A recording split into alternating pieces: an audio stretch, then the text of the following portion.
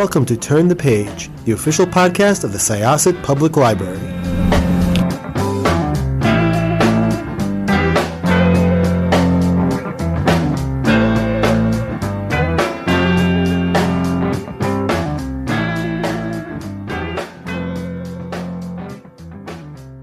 Hi, this is Syosset Library's Turn the Page podcast. I'm Jessica. I'm your host today, and I am here with the author of a book called I'm Not the Only Murderer in My Retirement Home, Fergus Craig. Welcome to Turn the Page podcast. Hello, thanks for having me. Thank you for coming. And I do have to ask really quickly because I have a bunch of questions. The title, is that a reference to there was that line in a British comedy where the guy I'm trying to remember what it was. I'm the only gay in the neighborhood.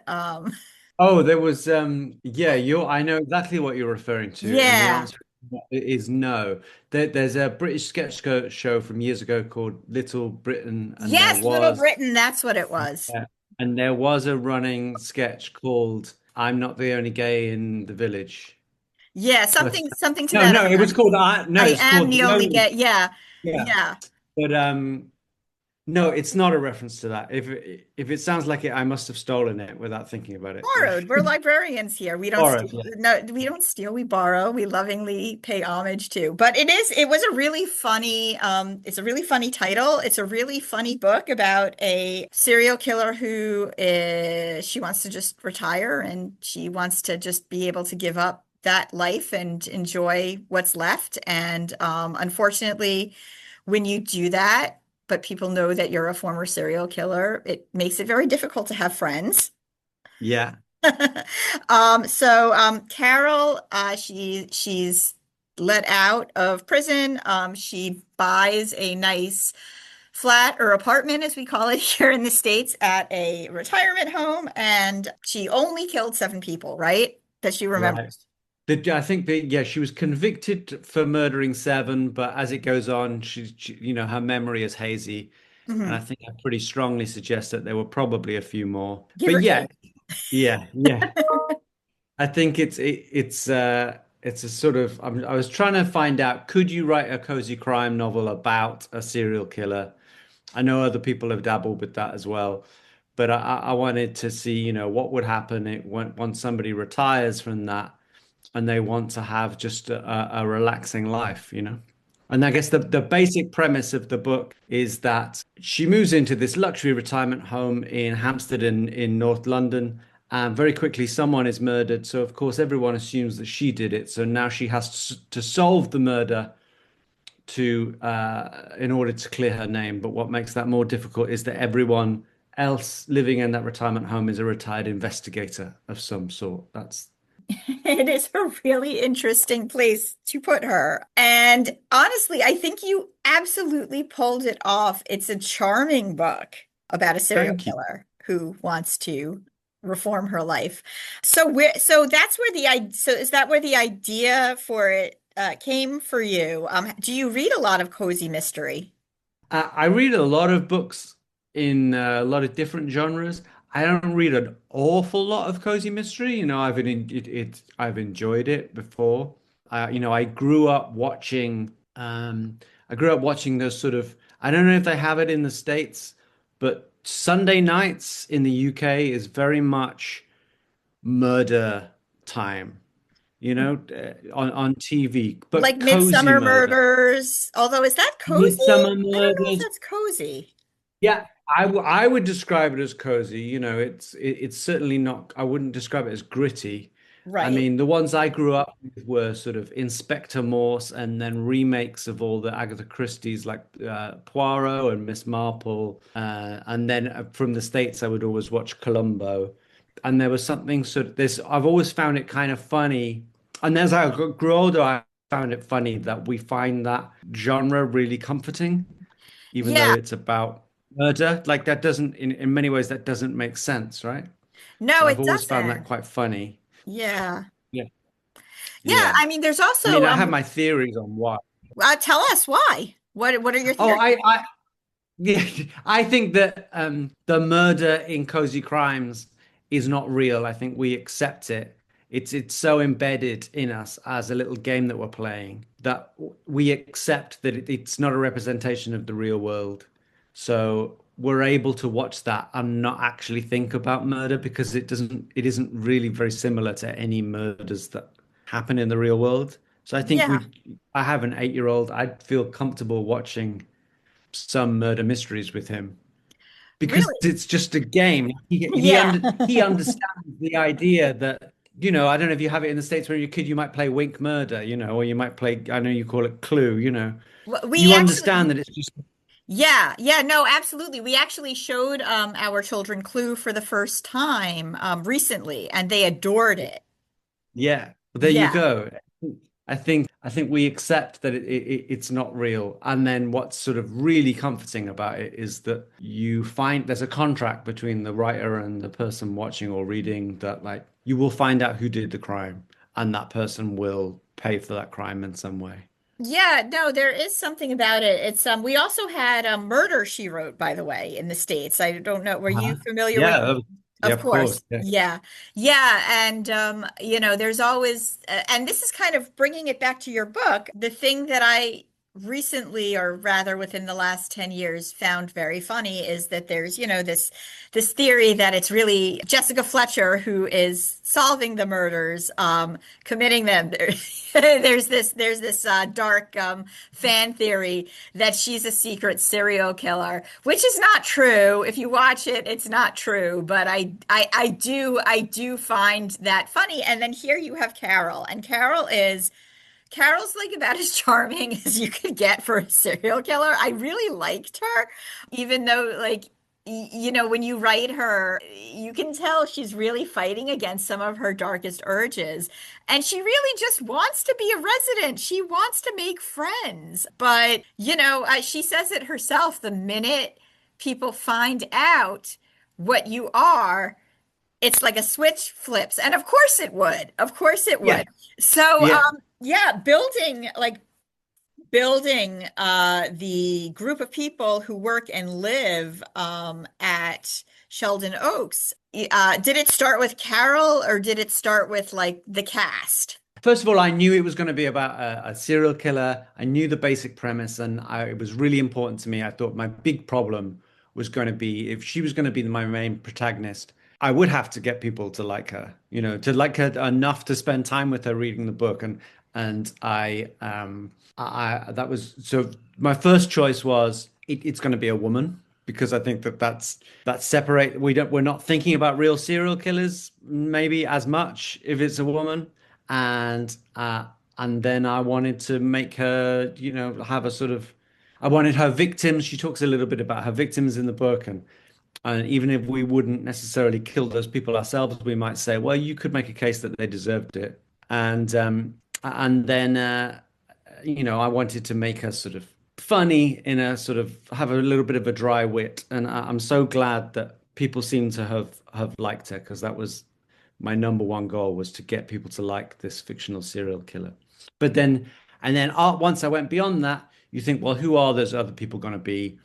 If it's going to be a series of investigators, I should mix that up a bit.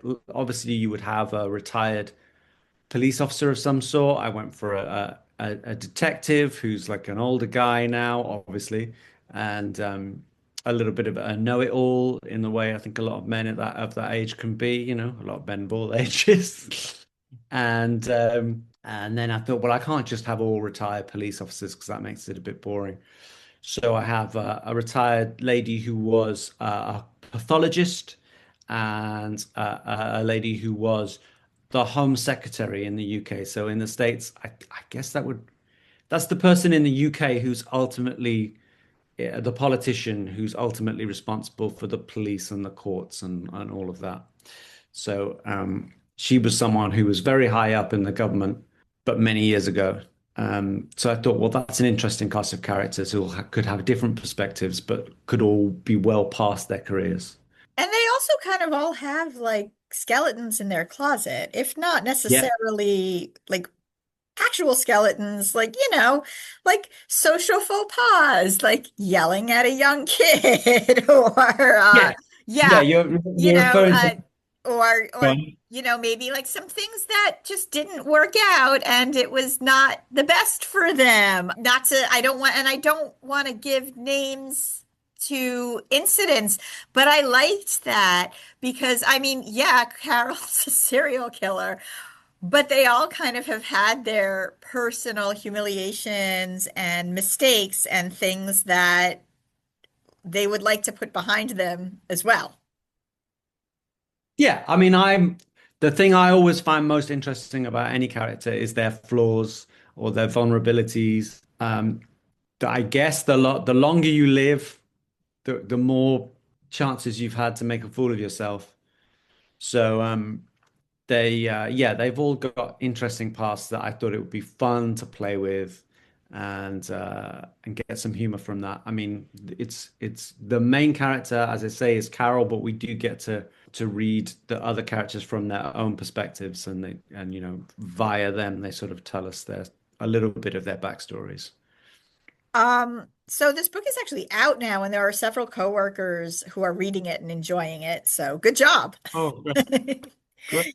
Yeah, no, I was actually literally walking downstairs with my copy of your book in my hands, and someone in my department was reading it, and I was like, "Oh, what?" And it's like, "I love it. It's so great." So it's already making a hit. I mean, it might be kind of silly to ask, but like, are you considering this to be a possible series?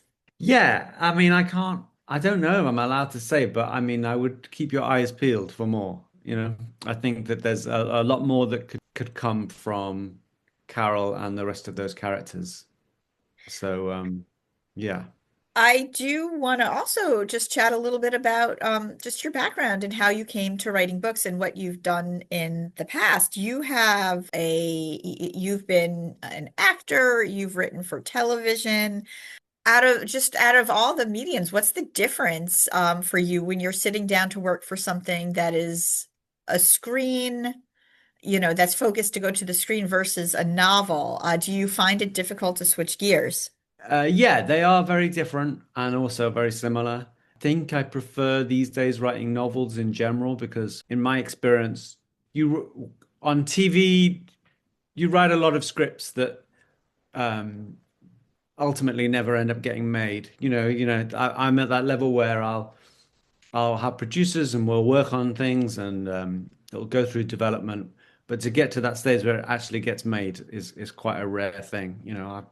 I've been lucky enough that something's been made, but I'm lucky enough that in books, whenever I write them, I know that ultimately, unless I get it very, very, very wrong, it will get published and people will read it. So that's fun. That's also daunting. But I also, well, I always chat with my editor before I write it, and then that's just me for a while, just sat in my house writing it. So it's this great big long project that no one knows anything about, and I'm just writing it, hoping that it's working, and my confidence will go up and down.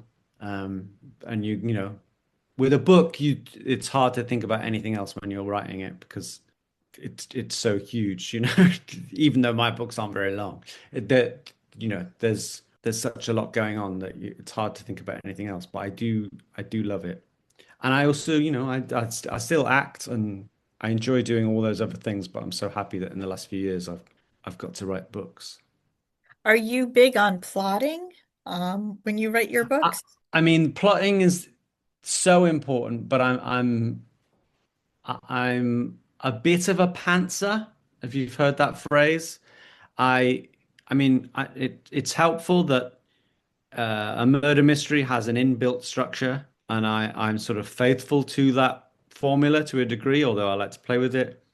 I know that there will be a murder, and I know that at the end we will find out who did that murder. And before I start, I know the basics of who my main characters are, who's going to get murdered. I think I know who's going to do it, but I might change my mind halfway through. And then I'll have some ideas for some big moments that I want to happen.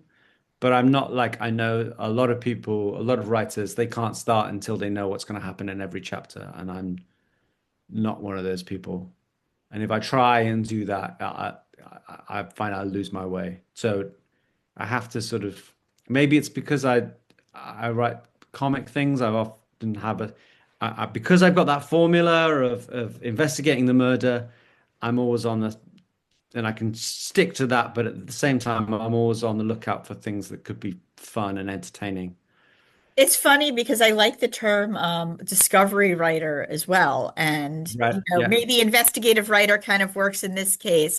And it does, you are like, I think like when, like sometimes like authors will be like, I really am, I'm discovering with the characters. Like I know what's, there, I have like some keystone moments.